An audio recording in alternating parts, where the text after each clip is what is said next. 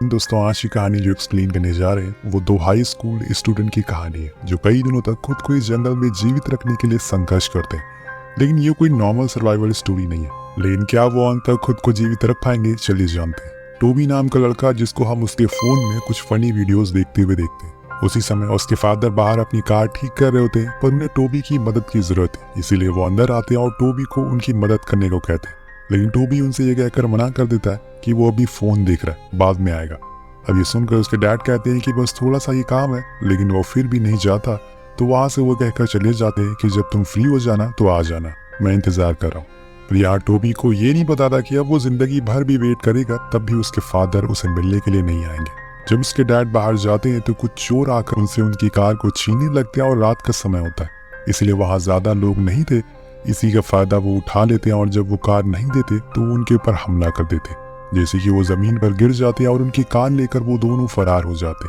अब जब अंदर बैठा टोबी कार की आवाज सुनता है तो वो बाहर आकर देखता है तो उसे अपने डैड गिरे हुए मिलते हैं। वो फौरन उनके पास जाता है और उन्हें उठाने की कोशिश करता है, लेकिन दोस्तों बहुत देर हो चुकी थी, उन्होंने अपना दम तोड़ दिया था। अपने डैड की ऐसी मौत के बाद टोबी अब पहले जैसा नहीं रहता, वो बहुत ही ज्यादा चेंज हो चुका था। उसे यकीन ही नहीं हो रहा था कि उसके डैड अब जा चुके हैं। कौन सा पल किसके साथ आखिरी हो, हमें कुछ पता नहीं होता।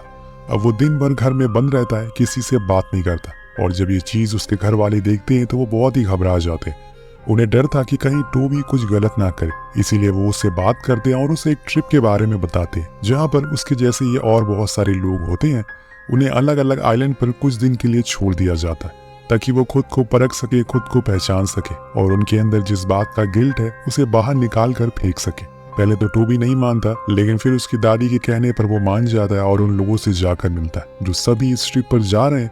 दरअसल इन्हें मलेशिया के समुंदर से काफी आगे एक जगह पर ले जाया जाता है जिसके आसपास बहुत सारे टापू है जो कि वीरान है।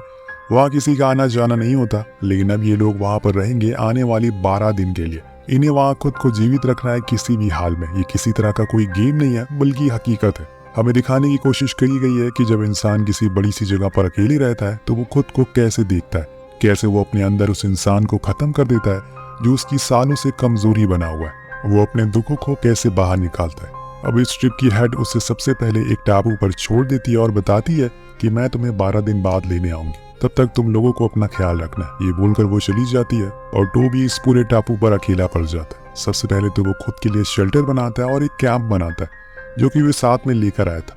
वो कुछ खाना भी लेकर आया था, लेकिन 1 या 2 दिन तक ही चल पाएगा। उसके बाद उसे खुद का पेट भरने के लिए खाने को ढूंढना पड़ेगा। लेकिन दोस्तों, जैसे जैसे ये कहानी आगे बढ़ेगी आपको कुछ ऐसे ट्विस्ट और टर्न देखने को मिलेंगे जो आपको सोचने पे मजबूर कर देंगे कि ऐसा भी हो सकता है। अब कैंप लगाने के बाद वो आग जलाने के लिए कुछ लकड़ियों को ढूंढने के लिए जंगल के अंदर जाता है। ये आइलैंड बहुत ही ज्यादा बड़ा था, इसीलिए उसे बहुत चलना पड़ता है। लेकिन कुछ देर उसे कुछ ही दूरी पर कुछ नारियल पड़े हुए मिलते हैं जिन्हें देखकर वो बहुत ही खुश होता है, क्योंकि उसे प्यास भी तो लगी है। वो उन्हें उठाने के लिए जाता है, पर जैसे ही वो उसे हटाता है उसे उसके नीचे एक लंगूर की लाश पड़ी हुई मिलती है जो कि सड़ चुकी थी। वो अचानक से उसे देखकर बहुत ज्यादा डर जाता है और जल्दी से पीछे हट जाता है। सेम इसी तरह से उसके डैड भी उसके सामने पड़े हुए थे। अब उसे फिर से वही सब याद आना शुरू हो जाता है, लेकिन कुछ देर किनारे पर बैठने पर वो थोड़ा रिलैक्स फील करता है और लकड़ियों को इकट्ठा करके आग जलाने की कोशिश करता है। उसके पास एक चाकू है और एक लोहे का टुकड़ा है जिसकी मदद से उसे आग जलानी थी, लेकिन ये इतना आसान नहीं है क्योंकि इसमें बहुत ही ज्यादा मेहनत लगने वाली है। और जब आग नहीं जलती तो वो इतना इरिटेट हो जाता है कि उस लोहे के टुकड़े को पानी में फेंक देता है। लेकिन फिर कुछ देर बाद उसे एहसास होता है कि उसने कितनी बड़ी गलती कर दी, इसीलिए वो उस टुकड़े को ढूंढने के लिए जाता है। पर ये कोई आसान चीज तो है नहीं, उसे ये करने से पहले सोचना चाहिए था। वो बहुत कोशिश करता है, जिस चक्कर में उसके पैर में चोट भी लग जाती, लेकिन कुछ फायदा नहीं होता। इसीलिए कहते हैं कि सब्र इंसान के लिए एक खजाने जैसा है, जिसने रख लिया वो बहुत आगे जाता है। अब वो कुछ देर सोचता है कि आखिर वो आग जलाए कैसे। तब तो उसे ध्यान आता है कि उसके पास एक चाकू है जिसमें एक मैग्नीफाइंग ग्लास भी है। तो वो उसे सनलाइट पर रखता है और फिर उसे आग जलाता है जो कि फाइनली जल भी जाती है। लेकिन अब सूरज ढल चुका है, रात होने को आ जाती है।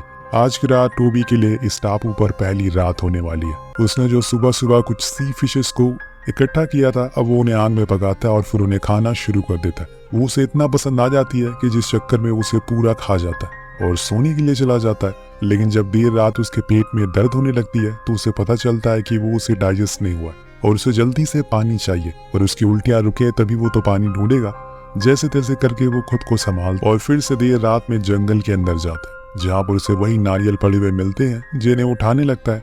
पर इतनी देर में वहां पर कुछ हलचल होती है। उसे महसूस होता है कि शायद उसे कोई देख रहा है। वो पीछे मुड़ता है पर वहां कोई नहीं था, इसीलिए वो अपने काम में लग जाता है। लेकिन दोस्तों फिर से कुछ आवाज आती है और जब इस बारी वो पीछे मुड़ता है तो वो अपनी टॉर्च की मदद से चारों ओर देखता है। उसे एहसास होता है कि कोई और है जो मास्क लगाए हुए और पेड़ के पीछे खड़ा हुआ है। अब जैसे ही वो उसकी ओर टॉर्च करता है वो जो कुछ भी था वहां से फौरन भाग जाता है। उसे जाते हुए देखकर टॉबी की फटके फ्लावर हो जाती है और वो भागते हुए अपने टेंट के पास जाता है। उस सिग्नल फ्लेयर को जला दे जो बस उसके पास एक ही मौजूद थी और उस फ्लेयर को उसकी टीम वालों ने दिया था ताकि कोई इमरजेंसी होने पर वो उसे जला सके। वो फ्लेयर तो जल जाती है लेकिन टॉबी की तबीयत बहुत ही खराब होने लगती है, इसीलिए वो अपने कैंप में आ जाता है और सोने की कोशिश करता है। पर अगले ही पल हम उसे बेहोशी की हालत में देखते हैं। खैर रात गुजर जाती है और सुबह का सूरज निकलता है जो टॉबी के लिए कुछ बहुत ही अजीब संदेश लेकर आता है। साथ में एक लड़की भी, जो कौन थी ये तो उसे भी नहीं पता। पर सबसे पहले उठने पर वो अपने सामानों को देखता है लेकिन वो तो बह चुका था और अपने कैंप से बाहर एक पेड़ के नीचे वो लेटा हुआ था। उसके सामने कुछ नारियल भी पड़े थे जो किसी ने काटे हुए थे, जिन्हें वो बिना कुछ सोचे समझे पी लेता है। पर तभी उसे थोड़ी दूर पर कुछ नजर आता है। जब वो वहां जाता है तो देखता है कि एक लड़की जो कि उसकी उम्र की है वो समुद्र के किनारे बैठकर कुछ बीन रही है। वो उसे छुप कर देखता है और फिर जहां जहां वो जाती है उसका पीछा करने लगता है। लेकिन इतने में वो लड़की गायब हो जाती है तो वो परेशान हो जाता है कि आखिर वो अचानक से कहाँ चली गई। लेकिन तभी वो लड़की उसके सामने आकर खड़ी हो जाती है। उसके हाथ में एक चाकू था जिसे देखकर वो डर जाता है और पीछे हटने लगता है। लेकिन वो लड़की असल में उसके पीछे नहीं बल्कि उसके बिछाए हुए जाल के पास जा रही थी, क्योंकि उसमें एक जानवर फंसा था। टॉबी को समझ आ जाता है और वो भी उसके पीछे पीछे जाता है, जिसके बाद वो देखता है कि वो लड़की अपने चाकू से उस जानवर को काटती है और फिर एक किनारे पर आग जलाती है, जिसके ऊपर वो उस मरे हुए जानवर को पकाती है और फिर दोनों ही उसे बहुत चाव से खाते हैं, खासकर टॉबी, क्योंकि उसने कल रात से कुछ भी नहीं खाया था। वो बहुत भूखा था अभी तक, इसलिए वो उसे पूरा खत्म कर देता है। उसके बाद वो लड़की वहां से जाने लगती है तो टॉबी भी उसके पीछे पीछे जाता है और इतने में उसके ऊपर एक सांप गिरने ही वाला होता है कि वो लड़की उसे मार देती है और उसकी जान बचा लेती है। और वो टॉबी को भी वार्न करती है कि उस आग के पास रहना जिससे कि तुम जहरीले सांपों से बचे रहोगे। वो उसकी बात मान जाता है और पूरी रात वहीं बैठा रहता है, लेकिन फिर उसे नींद आ जाती है। वो सो जाता है। जब नेक्स्ट डे उसकी आंख खुलती है तो वो खुद के सामने उसी लड़की को देखता है जो खुद का नाम मैंडेला बताती है। उसके उठने पर वो उसे अंडे खाने को देती है और उसकी नजर उसके पैर पर पड़ती है। ये वही चोट थी जो उसने उस दिन समुद्र में जाने से लगी थी। अब मैंडेला उसे ठीक करने के लिए अपने साथ ले जाती है। रास्ते में उन दोनों में बातें भी होती है जिसमें वो बताती है कि वो यहीं पर रहती है। उसके डैड की कुछ दिन पहले मौत हो गई लेकिन उसकी मॉम अभी भी आए। टॉबी ये सुनकर हैरान था कि आखिर यहाँ पर कोई कैसे सरवाइव कर सकता है और अगर वो लोग यहाँ पर रहते हैं तो दिखते क्यों नहीं है। उसने उसके अलावा किसी और को क्यों नहीं देखा। खैर वो उसे इस बारे में कुछ नहीं पूछता और उसके पीछे पीछे चलने लगता है। कुछ देर बाद वो उसे एक पेड़ के पास लेकर जाती है जहाँ पे फल को तोड़कर वो उसे जख्म पर लगा देती है ताकि वो जल्दी से ठीक हो सके। दोनों के बीच में काफी अच्छी बॉन्डिंग होती जा रही थी, इसीलिए वो पूरा दिन साथ में बिताते, साथ में फिशिंग करते। ऐसे ही करते करते समय बीत जाता है और अब मैंडेला के घर जाने का समय हो जाता है। वो एक बड़ी सी पेड़ के पास जाती है और टॉबी को बताती है कि इसी के अंदर मेरा घर है। वो थोड़ा हैरान होकर पूछता है कि इस पेड़ के अंदर कैसे तुम रहती हो। तो मैंडेला कहती है कि इसके अंदर बहुत बड़ी सी गुफा है जो हमारे पूर्वजों ने बनाई है, वहीं पे सब लोग रहते हैं। वो अंदर चलने को कहता है लेकिन मैंडेला ये कहकर मना कर देती है कि अंदर उसका जाना खतरे से खाली नहीं है। फिर वो उसे बताता है कि कल मैं चला जाऊंगा। ये सुनकर मैंडेला बहुत गुस्सा हो जाती है और बिना कुछ बोले अंदर चली जाती है। अब अगली सुबह सूरज निकलने से पहले के जो कि इस ट्रिप की हेड थी वो अपने वादे के मुताबिक 12 दिन बीत जाने के बाद टॉबी को लेने के लिए आती है, लेकिन वो उसे कहीं दिखाई नहीं देता, इसीलिए वो उसे आवाज भी लगाती है और डांटती भी है कि वो जल्दी से बाहर आ जाए क्योंकि उसे और भी लोगों को लेने के लिए जाना है। लेकिन टॉबी का कुछ अता पता ही नहीं था। वो टॉर्च लेकर जंगल के अंदर जाती है पर कुछ भी नहीं मिलता। इसी बीच उसे एक परछाई दिखाई देती है। उसे लगता है कि ये टॉबी है।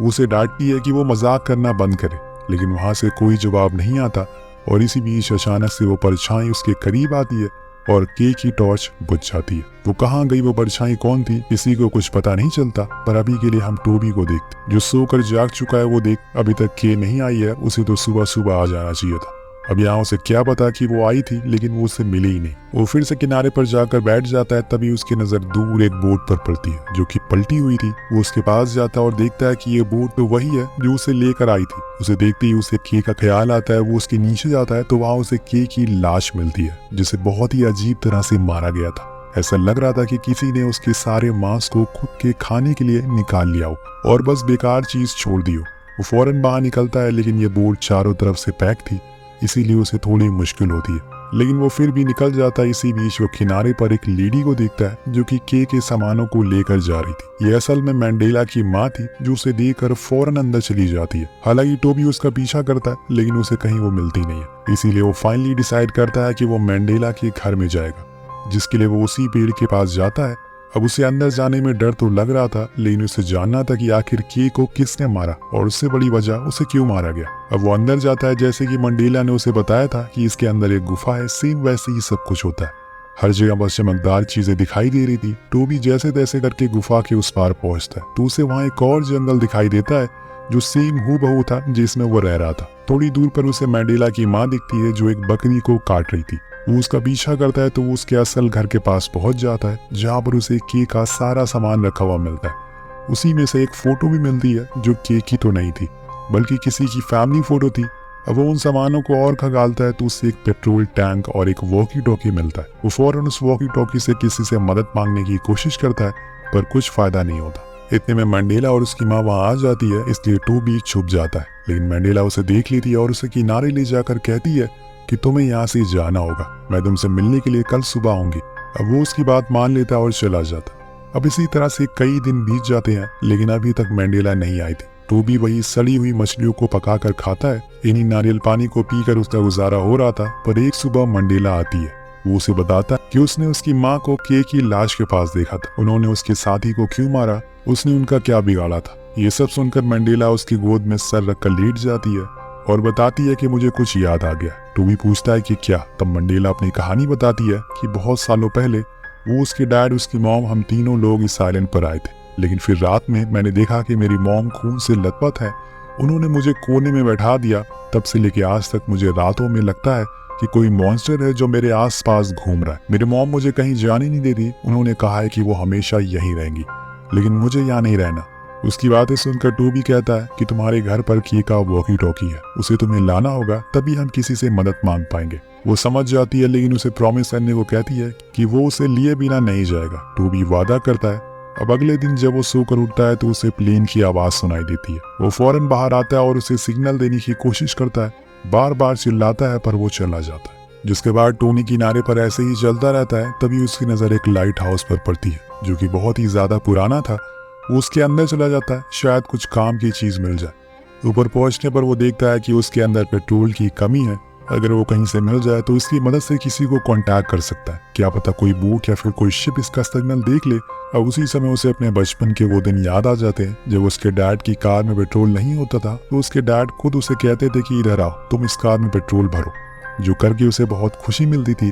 और तभी उसे ख्याल आता है कि पेट्रोल का एक डब्बा मैंडेला की मॉम के पास है। इसीलिए वो उसे लेने के लिए जाने लगता है। लेकिन इतने में उसे कैमरॉन नाम का लड़का मिलता है। वो उसी टीम का था, लेकिन दूसरे आइलैंड पर था।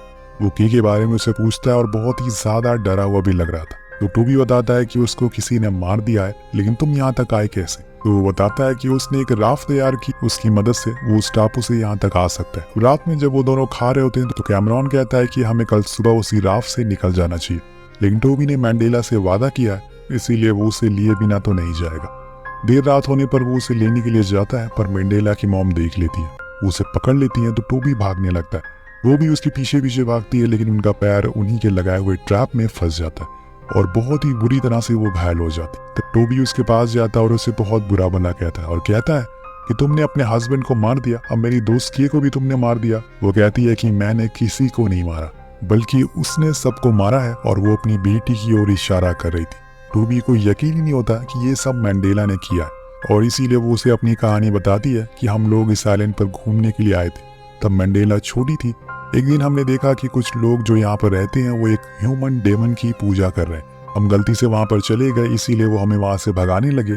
लेकिन इतने में छोटी मैंडेलिन उस डेमन के पास पहुँच जाती है और उसे कुछ पता नहीं था कि आखिर वो क्या चीज़ है। वो गलती से उसे छू देती है, जिसके बाद वो डीमन उसके अंदर आ जाता है और अभी तक वो उसके अंदर ही है। वो तभी बाहर आता है जब रात होती है, क्योंकि उसे अंधेरा पसंद है। उस दिन उस छोटी सी मैंडेलिन ने सभी लोगों को मार दिया और उनके घरों को जला दिया, लेकिन उसने मुझे इसलिए नहीं मारा क्योंकि कोई होना चाहिए जो दिन में मैंडेला का ख्याल रख सके। और तब से लेकर आज तक मैं और वो यहीं पर फंसे हुए इसी आइलैंड पर। उधर अब कैमरॉन को देखती हैं, उसको भी वही परछाई दिखती है जो उसे घसीट कर अपने साथ ले जाती है। इधर मैंडेला की मॉम टोबी को कुछ बेरीज देती है और उससे कहती हैं कि अगर तुमने इसके ऊपर डाल दिया तो वो डेमन उसके ऊपर से चला जाएगा। वो उसे लेकर बाहर आता है। तभी वहां पर मैंडेला आ जाती है जो अपनी माँ की लाश को लेकर आई थी। टोबी पूछता है कि ये तुमने क्यों किया, तो वो कहती है कि ये तो हमने हमारी भलाई के लिए किया। ये बोलकर वो उसे किस करने लगती है और अचानक से उसमें वो डीमन बाहर आने लगता है। अब टोबी कोशिश करता है कि वो बेरीज को उन पर डाल दे, लेकिन वो कर नहीं पाता, इसीलिए वो उसे एक डंडे से मारकर बेहोश कर देता और पेट्रोल लेकर लाइट हाउस में जाता है और उसे जला देता है। कुछ ही देर बाद हम देखते हैं कि एक बोट इसी आइलैंड की तरफ आ रही है। टोबी नीचे उतरता है पर तभी कोई उसके गेट को बंद कर देता है। वो बहुत कोशिश करता है लेकिन वो नहीं खुलता और इतने में वहां पर वो डीमन आ जाता है और टोबी को बहुत मारता है। वो उसे इतना मारता है कि वो बस मरने ही वाला होता है, लेकिन इतने में वो पेट्रोल टैंक गिर जाता है और टोबी वहां पर रखी एक मशाल को उस पर गिरा देता है, जिससे कि वहां पर उजाला हो गया था, जिसकी वजह से वो डीमन मंडेला की बॉडी से बाहर आने लगता है। इसी का फायदा उठाकर टोबी के पास जाने लगता है बिना मंडेला को लिए हुए, क्योंकि अभी उसे खुद की जान ज्यादा प्यारी है। बोट करीब आ चुकी है, लेकिन इतने में हम देखते हैं कि उसके पीछे वही डीमन आ जाता है और उसे पकड़ लेता है। कुछ देर बाद बोट वाला आ जाता है और टोबी को ऊपर ले आता है, उसे कंबल देता है, लेकिन जब हम उस कंबल को हटाने के बाद का सीन देखते हैं तो वो असल में मैंडेलिन थी। यानी कि ये कहानी अभी भी लंबी चलने वाली है। देखते हैं कि आगे क्या होता है। फिलहाल के लिए ये कहानी यहीं पर खत्म हो जाती है। तो दोस्तों, क्या आप भी कभी किसी आइलैंड या फिर किसी ऐसी जगह पर गए हैं जहां आपको ऐसा कुछ दिखाओ? नीचे कमेंट करके जरूर बताएगा। मिलते हैं अगली वीडियो में।